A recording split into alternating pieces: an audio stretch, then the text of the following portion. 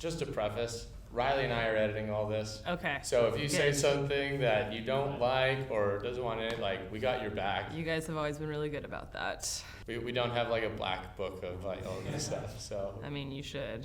Just when you're done, just release it all and be like, all right, peace. Game time.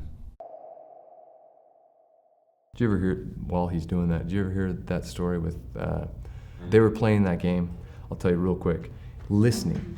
So he can hear what's going on, and he's like, shit. Are we all in a trust tree right here? Yeah. Yeah? Yeah. Okay. Wait, of course. Okay. He says, yeah. We are at day 3 of Media Day. Maddison and I are running Wilson's Media Day. My brain is a little scrambled.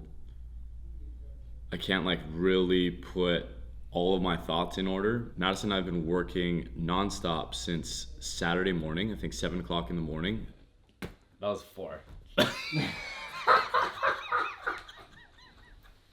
7 o'clock to 7 o'clock, 7 o'clock to 7 o'clock, 7 o'clock to 7 o'clock, and today is finally Tuesday. It's the last day of Wilson Media Day. Okay, so these are the questions we came up with.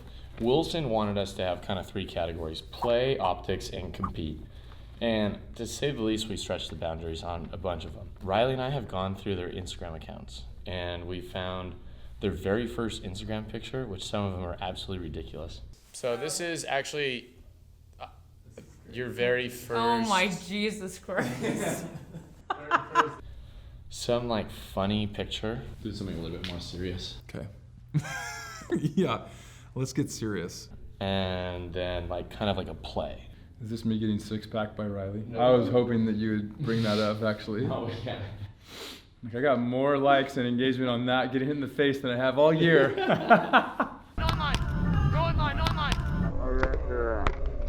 But the stories that we've gotten from some people have been like absolutely incredible. We had no idea like that picture was gonna lead to that story. So that became absolute gold.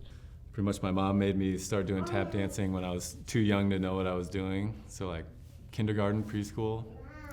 And then basically every year, starting in like 3rd grade, I'm like, this is lame, like I don't want to tap dance. And she's like, oh, you like video games, how about I get you a Nintendo? I'd be like, all right, I'll do 1 more year. That's how it started?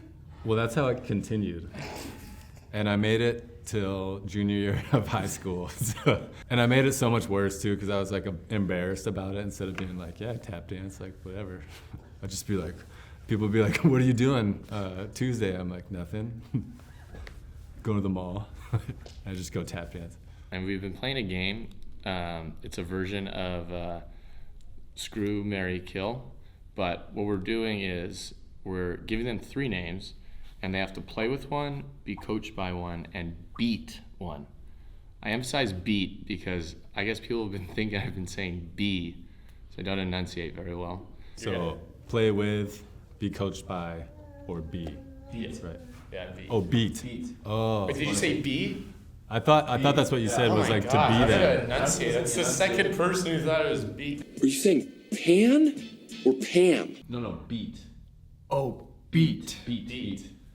I don't know if that. Oh, if that makes changes, a- okay. Sorry. I thought you said B. Beat. No, Like no, I no, am we don't Kevin, wanna change I'm you. also No, Kevin no. Wong. And usually what we do is we pick their like 3 last partners.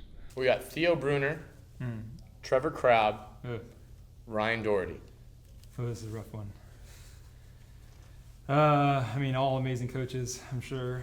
Or even someone like we kind of know they didn't like. And Reed Pretty. Is that even like, that's just a gimme. I mean, beat Reed, that's right in the hole. And and then make them choose. And we've had some really funny answers. Riley, what's been your favorite? My favorite was Jake Gibb, for sure.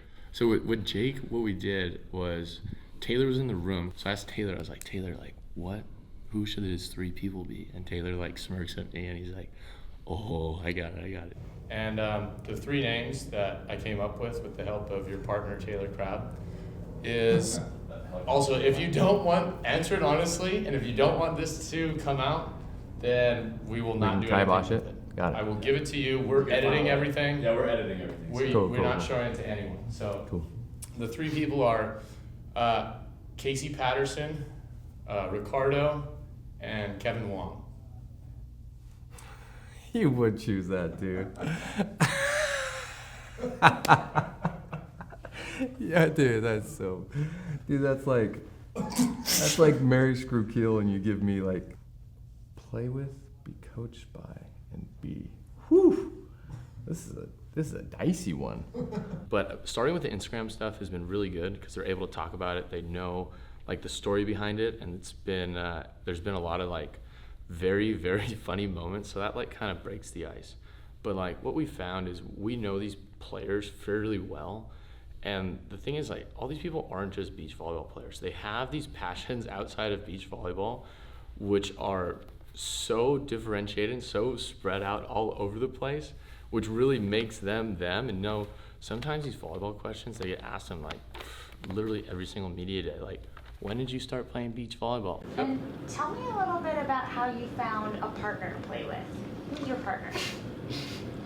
How I found my partner? Well, when I was born, he was sitting right there in the room, and he looked at me and he's like, hey, you want to play beach volleyball 25 years down the road? And I was like, yeah, sure.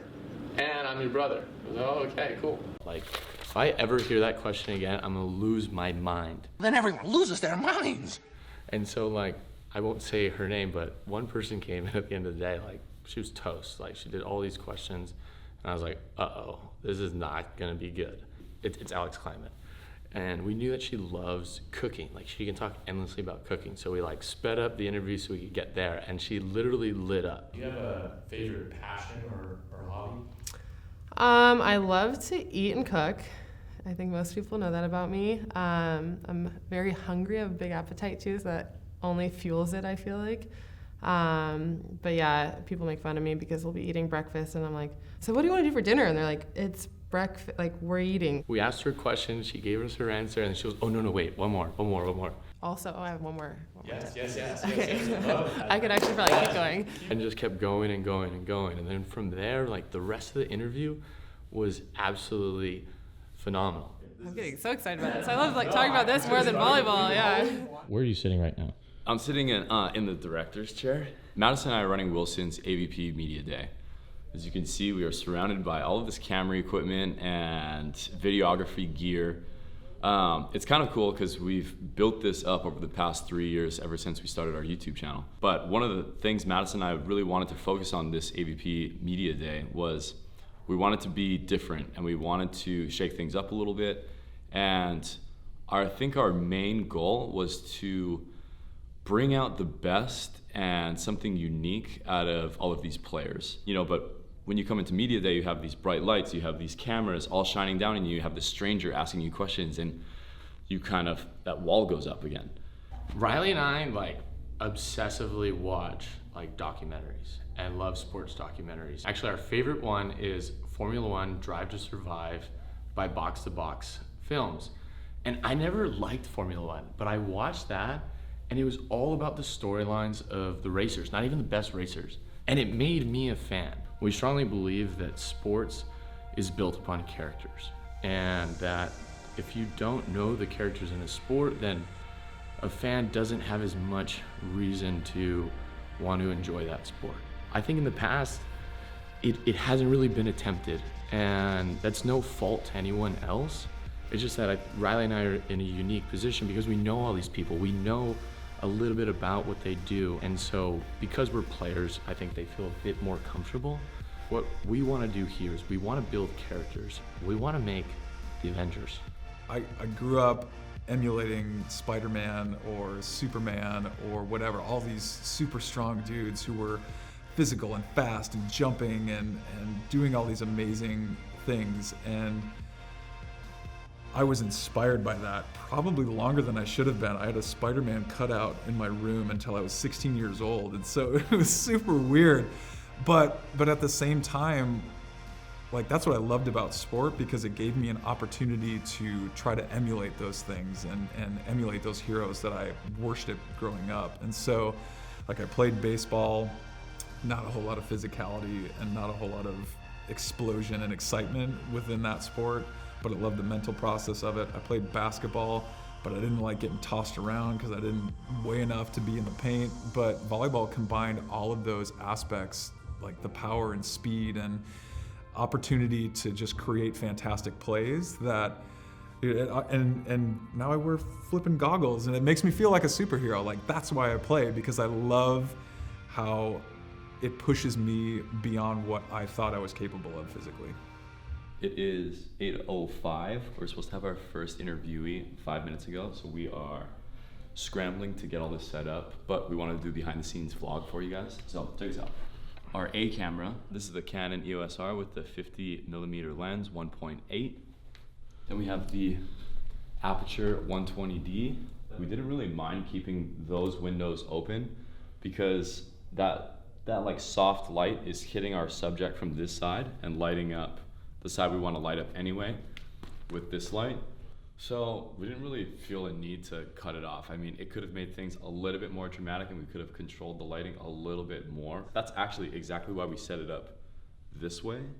Whereas if you go next door, Amazon is shooting this way and they had to blot out all of the windows. That's just one less chore that we had to do. This is the boom mic.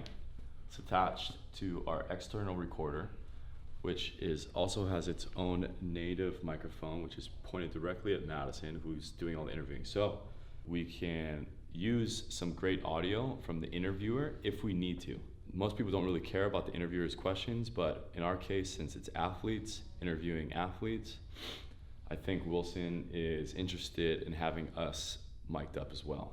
This is our backlight. This lights up the subject's hair and kind of separates them from the background. This is what it looks like with it, and this is what it looks like without it. And this is the black background. Now, we're gonna show you what it looks like when we light it up professionally. I think that's about right. Let's do it. All right. So, this is what it looks like with tragic hotel lighting. And this is what it looks like with McKibbin fresh lighting.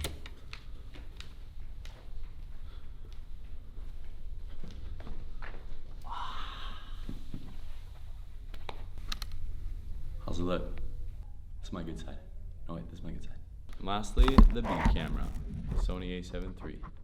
Come on in. How's it going? Good, how about you guys? Good. We didn't want to interrupt your No, you guys are all good. Some behind the scenes. These are some folks from Wilson to make sure we're not breaking any laws.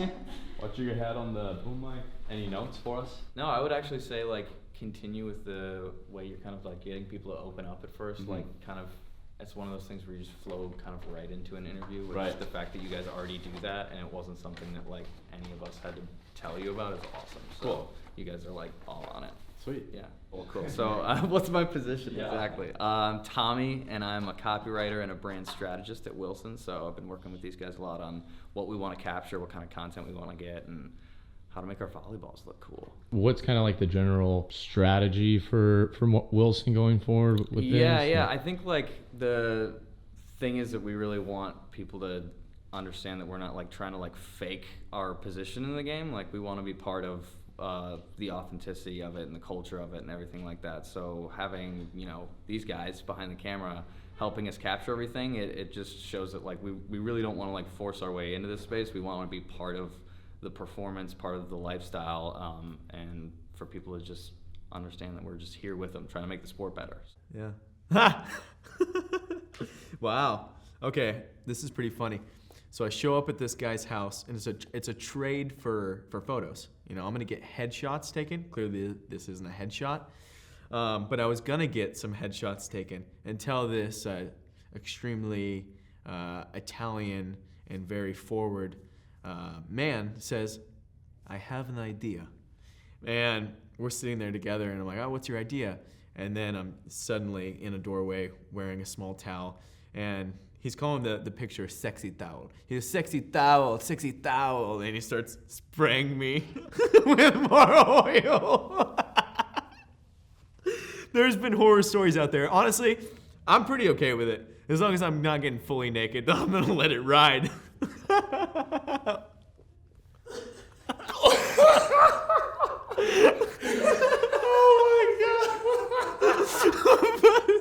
sexy towel, baby.